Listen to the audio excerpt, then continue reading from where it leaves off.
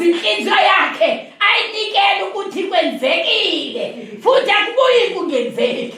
Bawa ingcwele babona amandla thatha indawo kaThixo ngesihlandlo ngoYesu Kristu inkosi. Amen. Ndingumakazi wabantwana babini bonzakeleyo.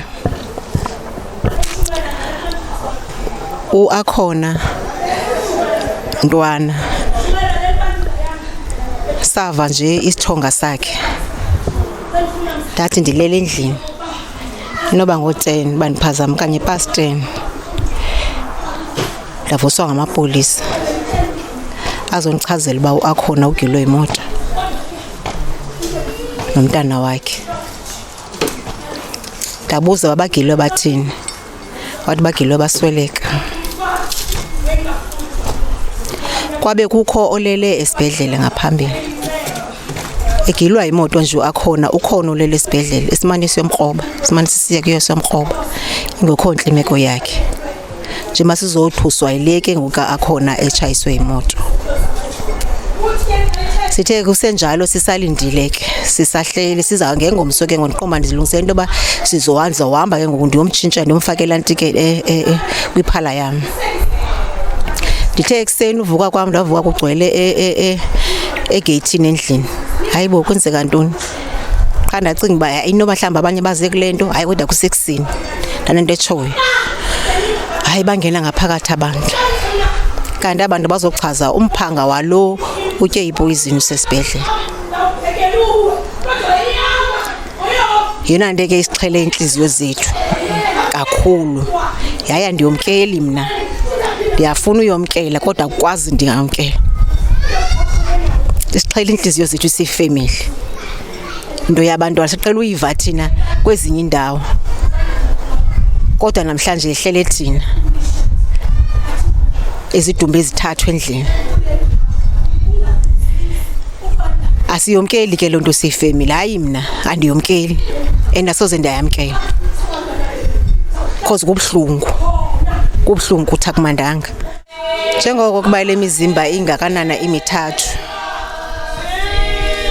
Isalise ubunzima kakhulu. Isalise ubunzima kakhulu ngoba sihla sinyuka iweske ngoku aniphangeli mina umuntu ophangelayo ngusister wabantwana yedwa ophangelayo. So kunzima kuthi ke iweske lo mntana lo naye funeka ebene-box yakhe ngokwasembuthweni. Abandandi bafakile kodwa inzima ke ngoku nanku lo funeka ebene-box yakhe umntana. So sinobunzima ke sinobunzima kakhulu. Isibethele into kwanzima kuthi. Uthi uThixo xa ethetha kwincwadi kaDavide athi yifundiseni uthi ukuyibala imihla yonke. Xa ndijonga i-age kaNdaba uNdaba ngumzukulwana weli-5 ngulo umke kunye nonina akakayigqibi no-9 months emole ilanga. Akakayigqibi ne-9 months emole ilanga kodwa sesithetha ngomdla. Amapolisa siwazi ngaphambilini yayingamapolisa anyanzelisa umthetho ikakhulu. Yes, ayawunyanzelisa kodwa ngoku sesithetha ngepolice service. Yi-police service because ngoku ilapha basondele kwinhlungu ehlele abahlali. So bangabantu abasondele kulo njengoba besitsho uMastishi bashumayela ukufa bamama. Ndiyabaza Mastishi abahamba na unyanisile lanto ayithethayo ngoba sixa sibajongile amapolisa sathethe amapolisa ngabantu abangananhliziyo. Utshilo abutshwa ngalithela kwathiwa abantu bokuqala utshilo uMama uGusha abafike kulameko bophukile bonzakele ngoba kaloku xa kwakukho ingozi abantu bokuqala bafikayo neambulance at times sifikela kubo especially kumhlaba wabo bafikela kulo meko engantlanga kunyanzeleke into baphathe ezonto zingabukekiyo kodwa kunyanzeleke because of ngokomsebenzi. So bangabantu egqibeleni baneefamilies nabo bayayifilisha into yehla komnye umuntu njengathi sonke apha silapha abahlali balapha elinxeba njengoba linzulu kule family linzulu emagqazeni linzulu kula office ka councillor linzulu emapoliseni ngoba silapha nje sizezi partners sinayo into ethi ngoba silapha sonke nje into yehlela omnye kwezi partners ethu omnye if kwezi partners ethu kukho owehlelwe ingxaki sonke siyachaphazeleka because egqibeleni singabantu sinenhliziyo. So nasemapoliseni ndithi uThixo abancede abomeleze kwiimeko abadibana nazo ezimanyunyezi bonzakele nabo nathi sonzakele ngoku singayibonanga ngeliso lenyama kodwa uthi wokuva kuthiwe ifamily abantu abathathu nanxa ndithethe ofisini ndithethe efonini kuthiwa abantu abathathu bebetheni. So ntsho ayonto eqhelekileyo kodwa ke iyenzeka. So ndizothi kule family nam uYehova ngumalusi wenu. So noba nakwenzeka ntoni na nosoloko nalusiwe nguYehova. Ithi kule family iguqule yamentando uyefanise naleya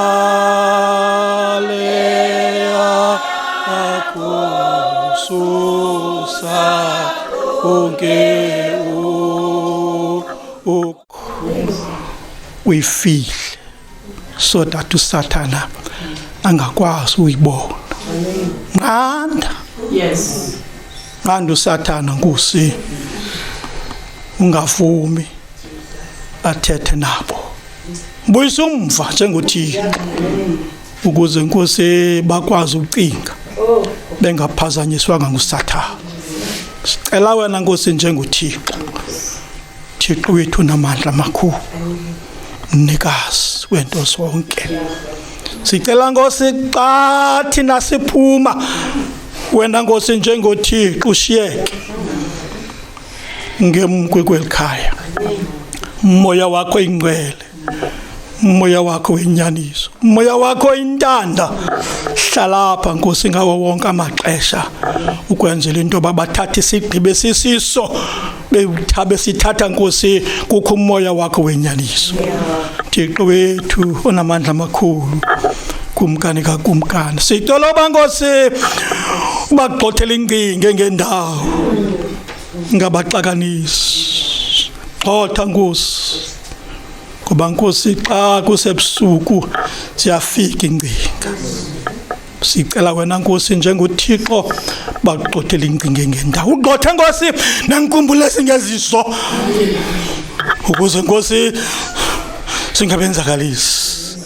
Thixo wethu onamandla amakhulu sicela wena Nkosi siyaphuma ngoku shiyeka apha wena njengoThixo ngoba Nkosi kuwe kukho izibele nezixolelo.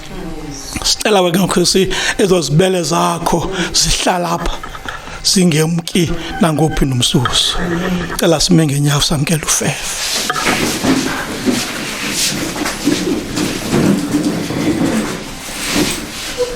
Ufefele Nkosi yethu Yesu Kristu uthando likaThixo udlwana moya ingcwele bongabi ngaphumla kuthi sonke thina sikhoyo apha nakwabo Nkosi bangekhoyo apha ngakumbi abezayo Nkosi abayinxalenye yale family.